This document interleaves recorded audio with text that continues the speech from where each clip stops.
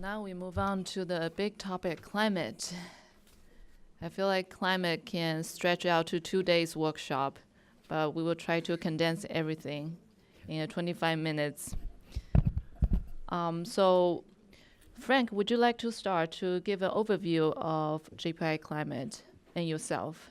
Yes, thank you very much, Claire. I'm Frank McGovern. I am the chair of JPI Climate, a role I've recently taken up, so I'm still learning in mode. But it's great to be here, delighted to have such a welcome here in Washington, and thanks to all the people and agencies who took time out generously to meet us over the last number of days. I chair JPI Climate. It's one of the newer JPIs. It's only 7 years old, so we're still in the kindergarten stage, I guess, in terms of getting our structures and processes together. Our tagline is connecting climate knowledge for Europe. So you can see we've started off very much focused on Europe, but we're moving, obviously this meeting testifies that we're moving to a more international arena, and we also have projects to bring the knowledge that we're generating for Europe, because we feel that knowledge is of benefit globally outside of Europe as well. So currently we have 17 member countries, most of them EU countries, but also non-EU countries such as Norway, and we have 4 associate countries. To date, we've managed to mobilize about 100 million euro in funding for 40 research projects. Key areas, I suppose the flagship projects that we've focused on has been on climate services. And by that we mean bringing knowledge from academia, from research fora into practical use at various levels. And those climate services are focused, I guess, in the sectors such as energy, agriculture and water, as we've been hearing earlier on. We're also looking at developing more expert systems for looking at extreme events and providing alert systems. And then finally, one of the key issues is bringing knowledge to people, so enabling people to develop their adaptation plans and strategies and also to implement those. And Jack, would you like to start?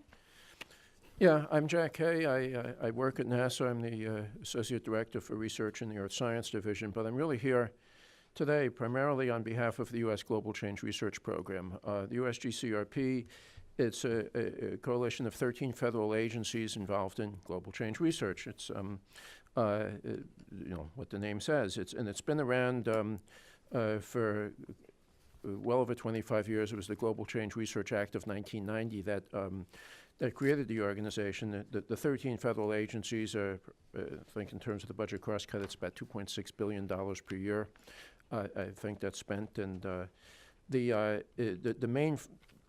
the two main functions of the USG CRP is one is sort of the coordination of efforts among the federal agencies, because the GCRP doesn't have its own budget other than what it takes to run the office that does the coordination. The budget resides within the agencies, but it serves as a place to coordinate, help us look at sort of priorities and interdependencies.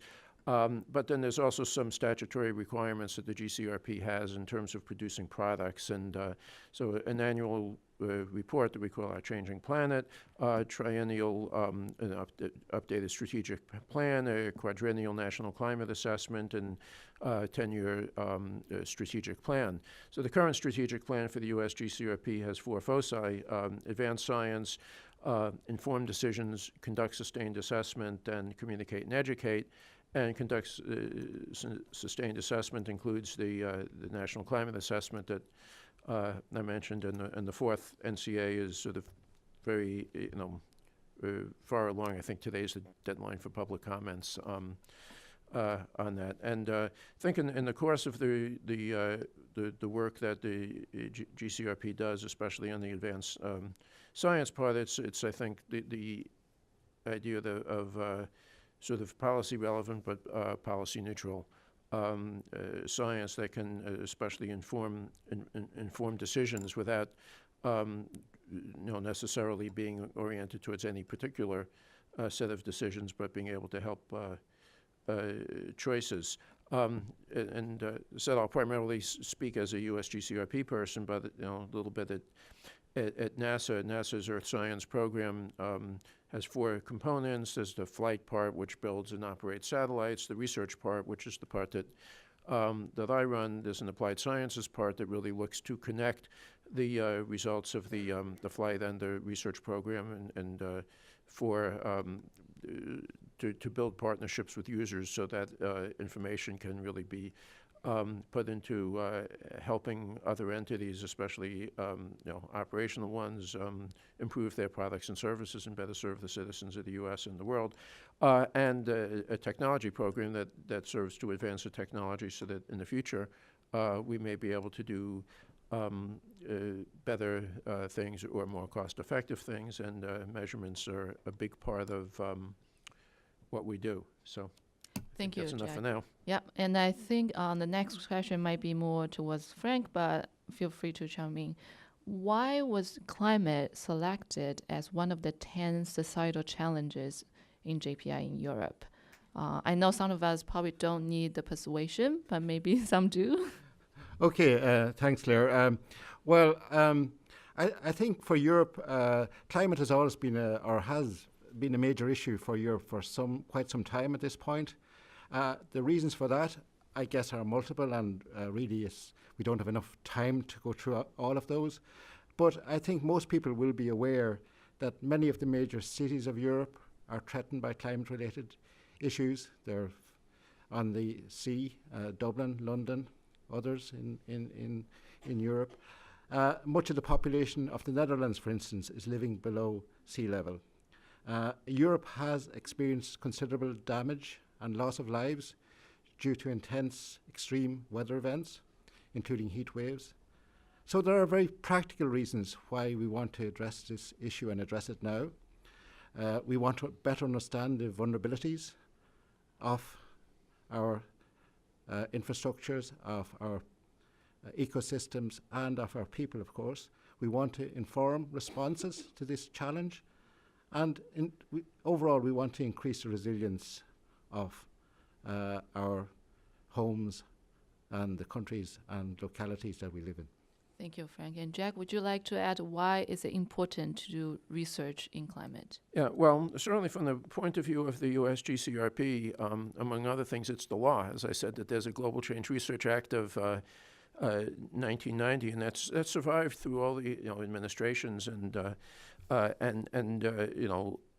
when you look at climate, global change, climate's a big part of it. There's other aspects, land cover, land use change. I think when we use the term climate, we tend to sort of take the sort of climate broadly construed. So it's, some people hear climate and they think physical climate, but we're really interested, what's the physics of the Earth system? What's the chemistry and biogeochemistry of the Earth system? What's the biology? And to understand the processes and the feedbacks, and to understand both, what's naturally occurring and what's human induced, and because that environment, and whether it's the climate broadly construed or from a global change point of view, that's the context in which we all live and work and plan for the future. And we know that things are changing. They're changing naturally. They're changing as a result of human activity, and it's got short-term impacts. It's got long-term impacts, and the forcings are global, and the impacts are global. So it's important that when we think about it, we look at it as a global system and engage with others who are addressing a lot of the same challenges that we are. And within those climate challenges you mentioned, which area do you identify together that could be a common interest? That's for me, is it? Well, I think Jack has actually said a lot of the issues there. I mean, fundamentally, we need to increase our knowledge about the Earth and how it works.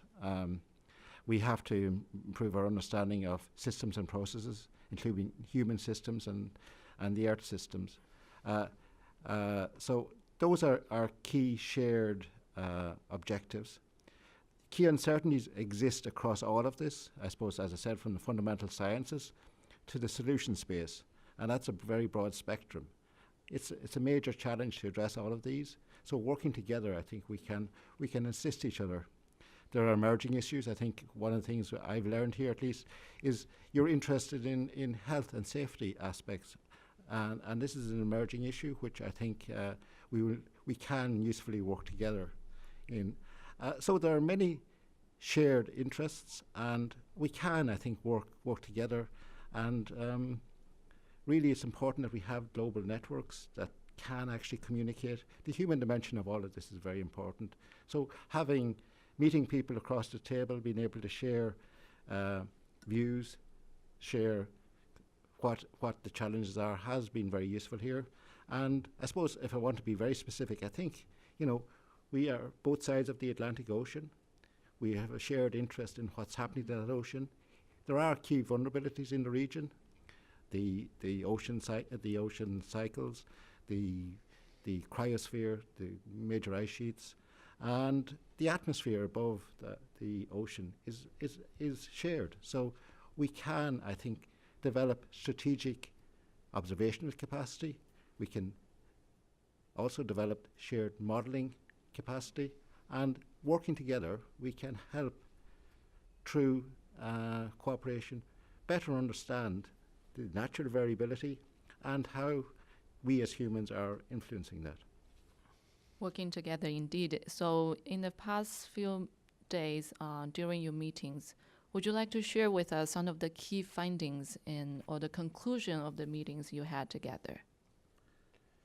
I'll start. And I think, in some sense, not surprisingly, we're thinking about a lot of the same things. There may be some particular wrinkles that may be different, but if I think about some of the subjects that we talked about earlier, and it won't be an exhaustive list, but the idea of trying to do better forecasts for subseasonal to seasonal, getting at timescales that may be shorter than the climate timescales that people really looked at, but are longer than the weather timescales, because those are very germane to decisions that people have to make.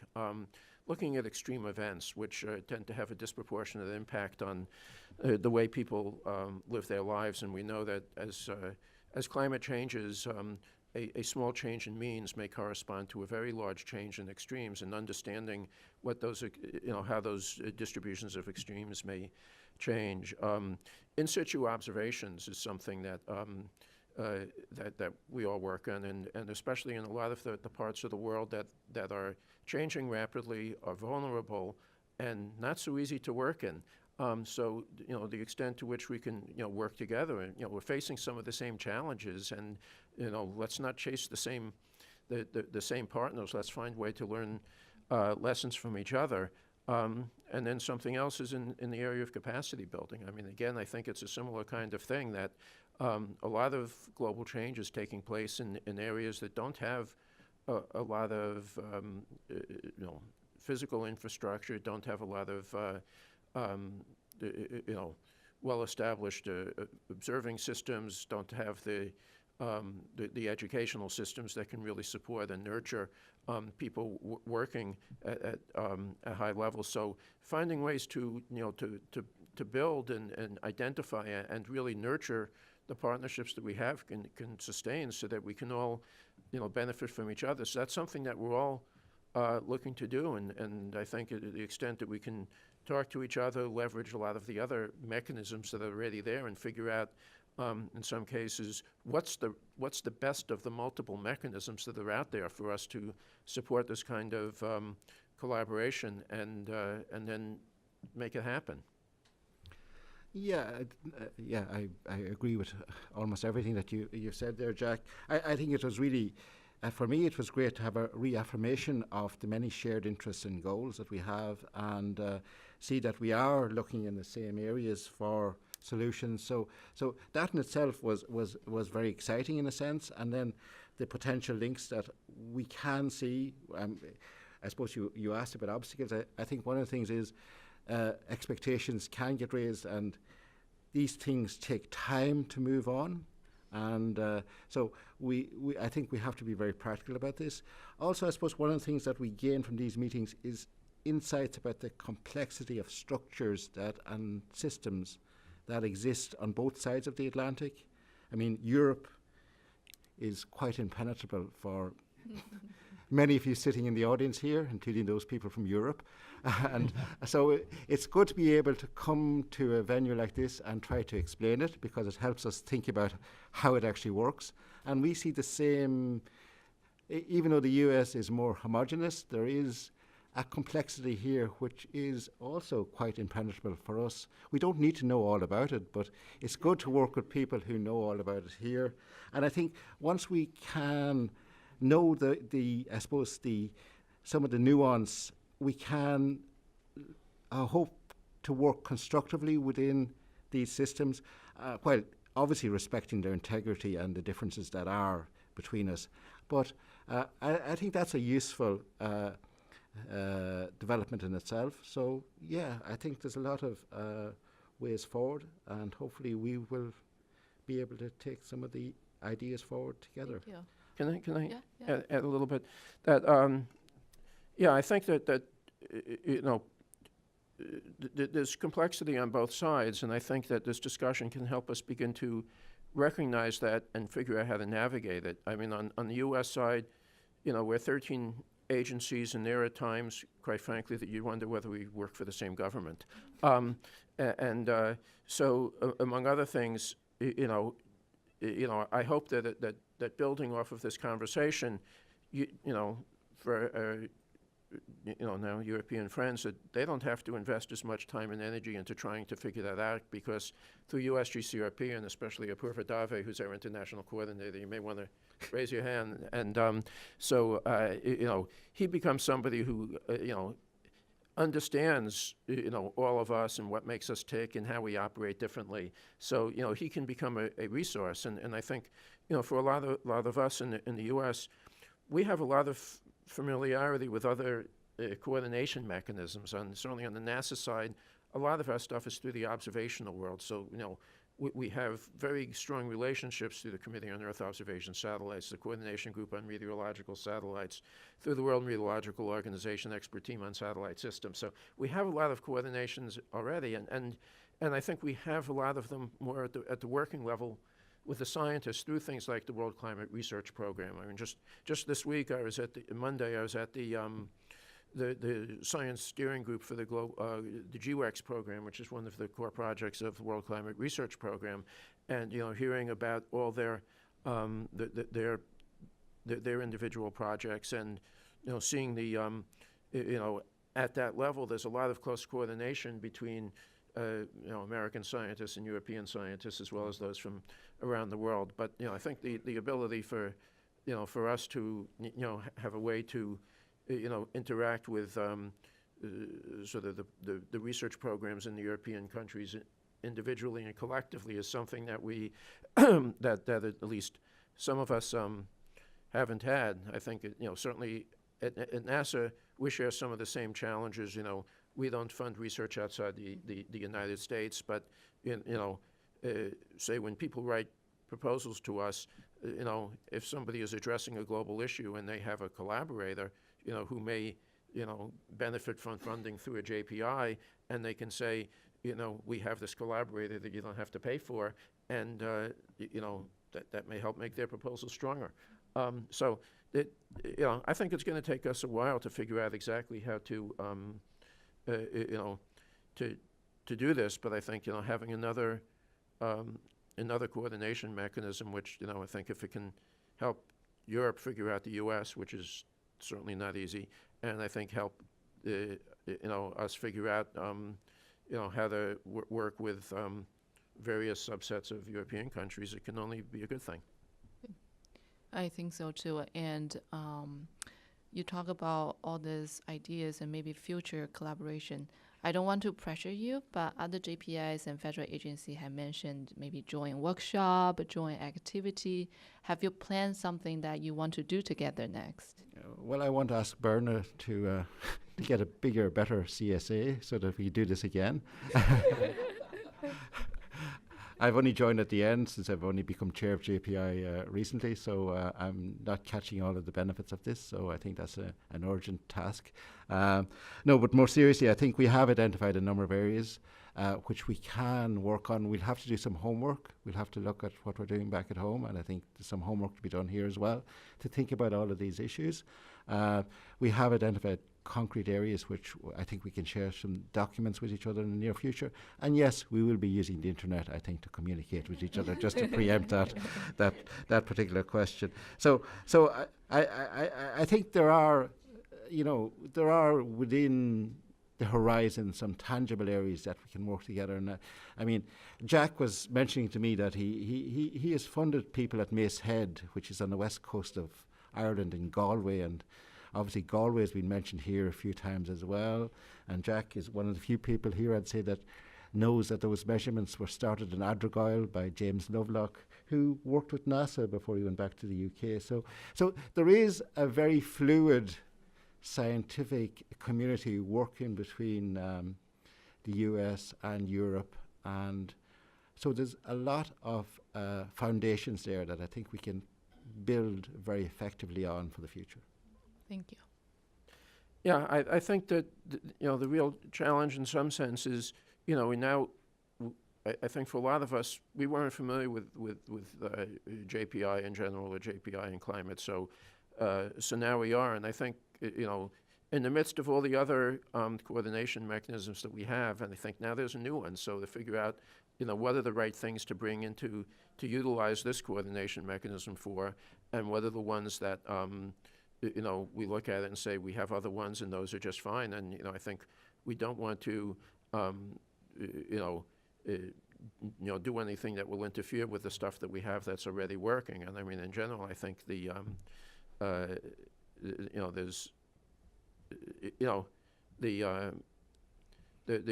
interactions that we have are positive, the mechanisms are effective, but if I look more broadly, from my perspective, the challenges of climate and global change are greater than any of us individually, and the only real shot we have at maximizing both the advancement of the science and the application of that science for improved products and services that will benefit people everywhere on Earth. It's us working together. So I welcome additional opportunities for that. Thank you. Thank you for that very, very optimistic remark. And we look forward to seeing how this collaboration will blossom in the future. Could we maybe we have time for one question from the audience?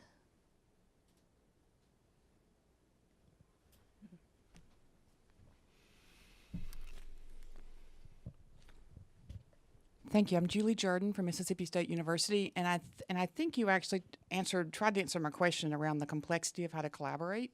And we're talking and so maybe it'd be more of a comment, but we're talking at a high level here. And I would encourage perhaps ways of understanding how the barriers to collaboration are actually playing out at the institutional levels across our countries, and maybe foster conversations more like this at the institutional level, and maybe find solutions oftentimes to the science or with the scientists. Maybe some of the solutions to collaboration are actually found, within the institutions if we can have a conversation. Yes, well, that's absolutely true. I mean, it's not about us sitting up here. It's really about getting the research community, the people who are working at the coalface in terms of doing the active research together and enabling that. And there are mechanisms that we can explore for doing that better than we are currently. But yeah, point well made and well taken. Yeah. Would you like to add a final remark?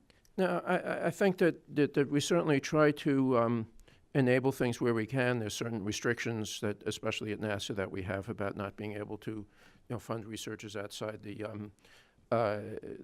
country. But in some cases, trying to nurture partnerships. I mean, like I'll give one example of something that we did that really was done over a period of time was the Northern Eurasia Environmental Science Partnership Initiative. It really came out of our Land Cover Land Use Change program, which we funded a lot of people using Landsat and other data.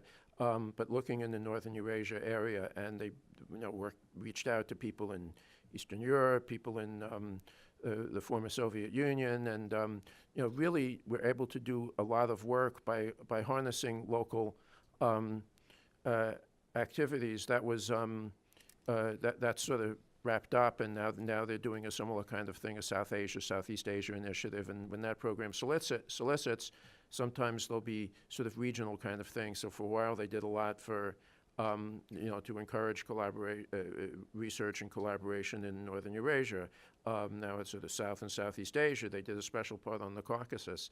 And just as one example, the program did a lot of the people associated with the program did a book on looking at land cover, land use change in the sort of former Soviet Union and Eastern Europe after the fall of the Soviet Union, when you had some significant changes to the political structure, which changed the way people interacted with the surface.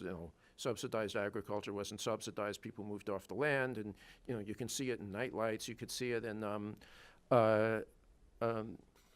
you could see it in the vegetation indices from the satellites, and you look at the book that came out of it, and you see a mix of authors from U.S. universities, from national entities in Europe, universities in Europe. And I think it was because over a period of time that project was built up. It was, I think, tied in with GOFC Gold and IGBP and all these things. But it takes time to build some of these things up, but then once they're established, the science, people find a way to get the science done. The meetings are done. So now, like the South Asia Research Initiative will do a meeting every year, and alternated with the meetings for the Land Cover Land Use Change Program. So, you can look at things like that and see how stuff can be made to happen, but it can be a slow process. Thank you, Jack and Frank, for sharing such a candid conversation with all the audience. This is a wrap for today's panel discussion. If you would like to have a more in-depth conversation with any panelists or JPI representative, I encourage you to stay and find out who the JPIs are and chat them up. The next will be a closing remark delivered by my dear colleague, Jesse Zito from NCURA. Jesse.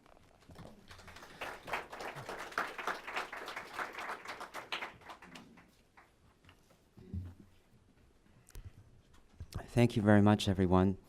I have the privilege of thanking the people who helped to organize this.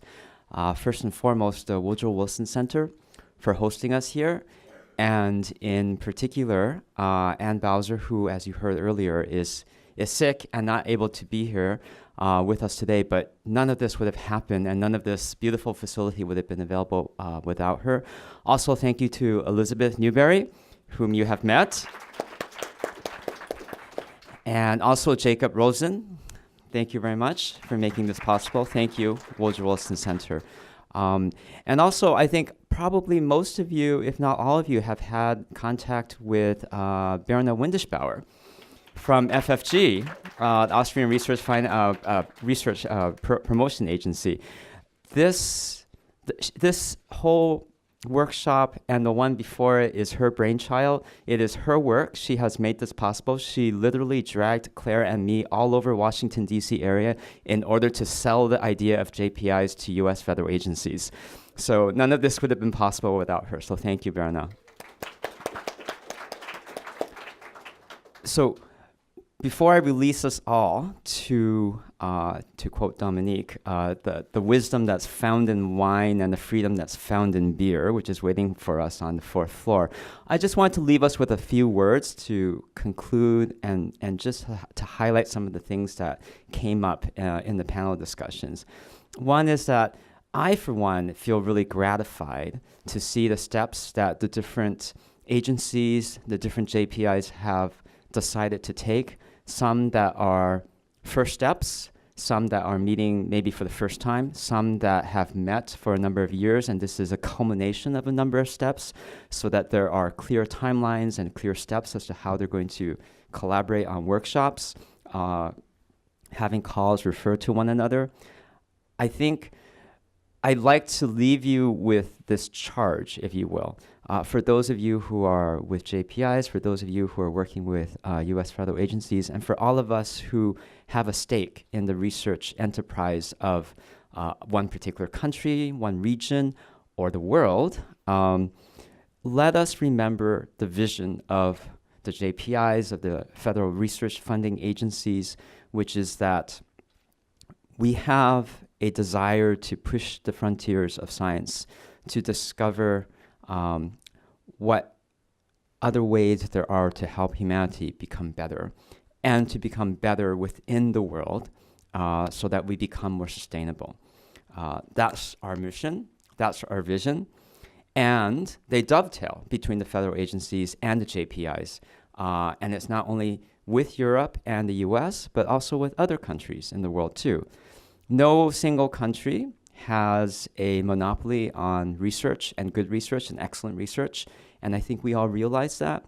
And also in many countries, including this country, research funding is not necessarily increasing. So as we heard in a number of the panels, let's think about the reasons making the case for international collaboration. One is that we could have cross-validation, harmonization of procedures, leveraging funding, leverage, right? Leverage worldwide expertise. And in other words, let's get more bang for our bucks, access to patients, a larger patient pool, access to experimental platforms, and aligning our resources so that we can actually get to the place where we find results, we get research uptake, we change policies, and we change the world, if you will, for a better place. Representing in CURA, the National Council of University Research Administrators, and our 7,000 members of people who manage research grants at universities, as well as the 2,000 plus institutions that they are located in, we want to see greater collaboration between the funding agencies so that there are more opportunities to collaborate across national borders. We have seen, and we've seen many studies that say this, that those publications that have authors that are from more than one country have greater impact. And if they have greater impact, that means that the uptake is better. Your university's research rankings goes up also, not to be completely selfish about that. But I also have a personal announcement to make, which is that Friday is my last day within CURA because I am moving to Georgetown University to be the Senior Director of the Research Services Office there. So speaking from a particular institution's perspective, I would say that Georgetown University, as well as our other peers and other universities, would love to see opportunities for collaboration across national boundaries. So our charge to you, please continue to do what you do. And now let us go and find wisdom in wine and freedom in beer. Thank you very much.